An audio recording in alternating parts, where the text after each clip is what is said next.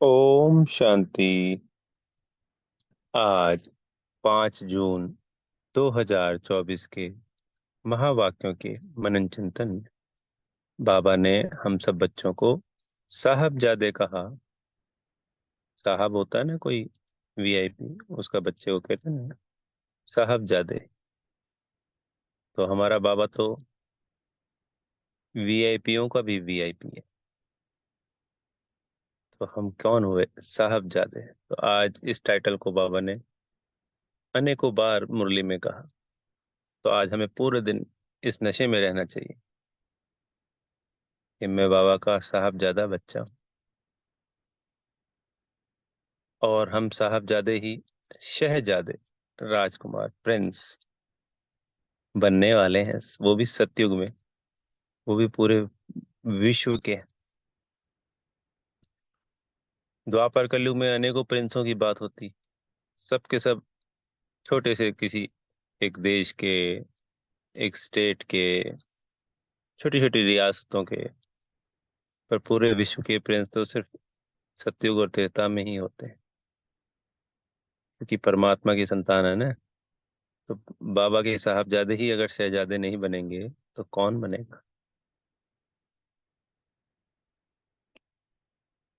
बाबा ने कहा किसी चीज की इच्छा नहीं रखनी है, इच्छा मात्रम अविद्या।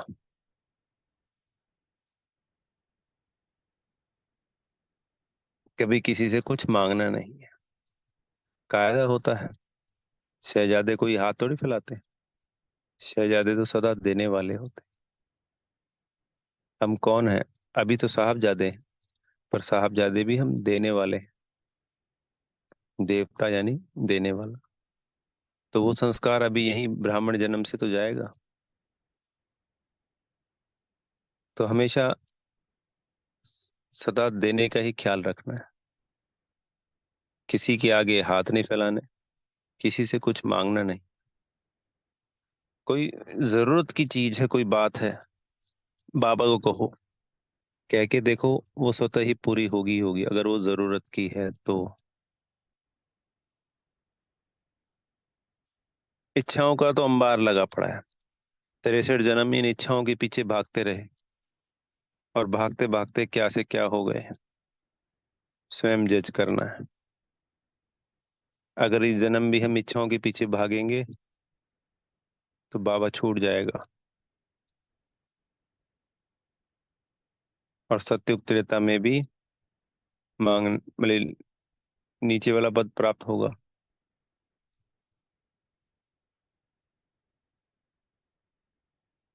इस वक्त हम साहबजादे बाबा की यानी साहब की श्रीमत को पालन कर पूरे विश्व को संदेश देना है, बेहद की सेवा करनी है। दधीची ऋषि समान हड्डियां भी यज्ञ में दे देनी है, आज बाबा ने कहा है। देखा होगा आपने, संसार में कोई मतवाले होते हैं, एक धुन में लग जाते हैं तो बस फिर किसी की परवाह नहीं करते। बाबा बाबा बाबा, बाबा की याद, याद की धुन, सेवा। जिस भी आत्मा को ये लगन, ये सेवा लग गई, ये धुन लग गई, वो सदा मौलाई मस्ती में रहेगा, हमेशा उमंग उत्साह में रहेगा, हमेशा खुशी में रहेगा। हर कोई उसको देखकर समझ जाएगा कि ये तो साहबजादा है, कोई स्पेशल आत्मा है, स्पेशल व्यक्ति है। अगर संसार के लोग भी उसको देखेंगे ना, और वही यहाँ पे बाबा का सबसे करीब साहबजादा बनेगा, और सत्युग त्रेता में शहजादा बनेगा। बाबा ने आज एक और वंडरफुल बात बताई, आस्तिक और नास्तिक की। हमेशा आस्तिक कहते हैं जिसने रचना और रचयिता को नहीं जाना वो हो गए नास्तिक। हम बच्चों ने जान लिया, हम हो गए आस्तिक। पर आज बाबा ने कहा कि जब बाबा को याद ही नहीं करते वो बच्चे, वो भी नास्तिक। बोला ऐसा थोड़ी होता है कोई अपने बाबा को याद ना करे। फिर बोलते हैं जी याद ठहरती नहीं। जब संसार में हम होते हैं तो हम अपने माँ बाप को युगल जोड़ा एक दूसरे को, बच्चों को, जिसको भी याद करते हैं। क्या वो याद दिलाता है मुझे याद करो? और देखो, इन्हीं संबंधों में तो घिरे हुए हैं, इन्हीं को तो याद करते हैं। सगे संबंधी, यार दोस्त, सुबह शाम फोनों पे बात करना, बुद्धि से याद करना, उसको ऐसा कहना, उसको वैसा कहना करना, सब कुछ यही चलता रहता है, इसके अलावा कुछ नहीं है। बिजनेस व्यापारी लोग हैं, वो उसके दिमाग में बिजनेस व्यापारी और सगे संबंधी। माताएं बहनें हैं तो ज्यादातर जज करके देखो अपने आप को कि क्या याद आता है। स्थूल सेवाएं और सगे संबंधी, बस और कुछ हो ही नहीं। इसलिए बाबा कहते हैं रोज रोज आत्मा समझो, देह और देह के संबंधों को भूलो, क्योंकि इसी में अटके अटके संगम युग समाप्त हो जाएगा, बीत जाएगा। बाबा से जो संगम युग पे प्राप्तियां होनी है वो भी नहीं हो पाएंगी।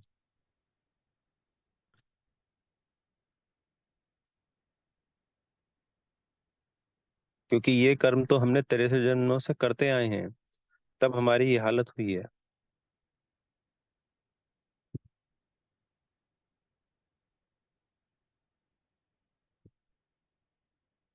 तो उस अतीन्द्रिय सुख की भासना, उस परमात्मा का प्रेम, उनका सबसे लवली साहबजादा बनकर उनके सबसे करीब जाना, उनकी याद करना, श्रीमत का पालन करना, बेहद की सेवाएं करना, मनसा वाचा करना, तन मन धन से उस लगन में लग जाना। बाबा दोबारा नहीं मिलेगा।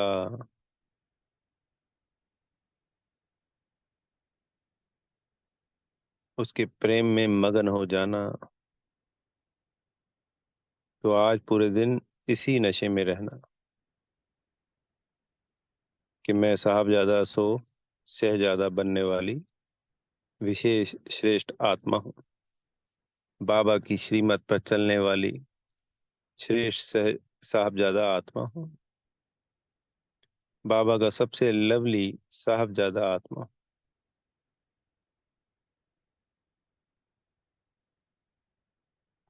ये मौका बार बार नहीं मिलता। इस नशे को बढ़ाना है,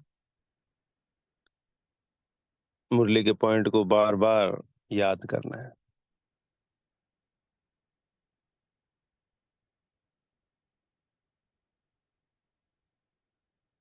फिर बाबा ने आज वरदान में लाइट के ताज की बात करी कि इस पुरुषोत्तम संगम युग में हम ब्राह्मण आत्माओं को यह लाइट का ताज, यानी पवित्रता की जो लाइट होती है, एक ऑरा होता है, वो बाबा ने कहा कि उस जड़ित ताज से अति श्रेष्ठ है। फिर बाबा ने कहा वो महान आत्मा, परमात्म भाग्यवान आत्मा, ऊंचे ते ऊंची आत्मा की निशानी है यह ताज, पवित्रता का ताज। रतन जड़ित ताज से श्रेष्ठ, फिर वो आत्मा महान आत्मा, परमात्म भाग्यवान आत्मा, ऊंचे से ऊंची आत्मा। तो ये जो पवित्रता का ताज मिलता है, इसका सूचक है लाइट का ताज। एक ऑरा बन जाता है हर आत्मा का, जो जो पवित्रता को बाबा की श्रीमत पे धारण करते हैं।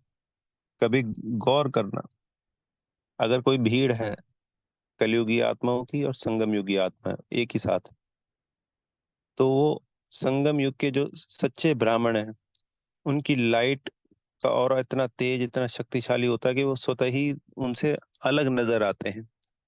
वाइट ड्रेस होती है और ये लाइट का ताज होता है, बिल्कुल फरिश्ता, दूर से चमक होती है, विशेष चमक, शक्तिशाली चमक।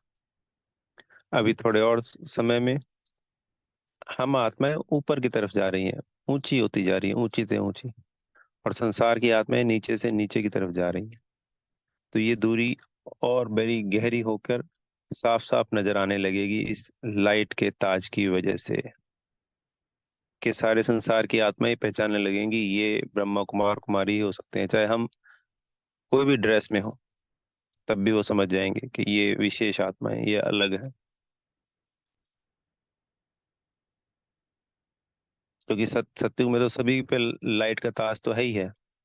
रतन जड़ी ताज तो महाराजा को मिल गया, पर लाइट का ताज तो सबको मिला ना। तो वहां डिफरेंस नहीं है। डिफरेंस तो इस पुरुषोत्तम संगम युग पे ही दिखना है।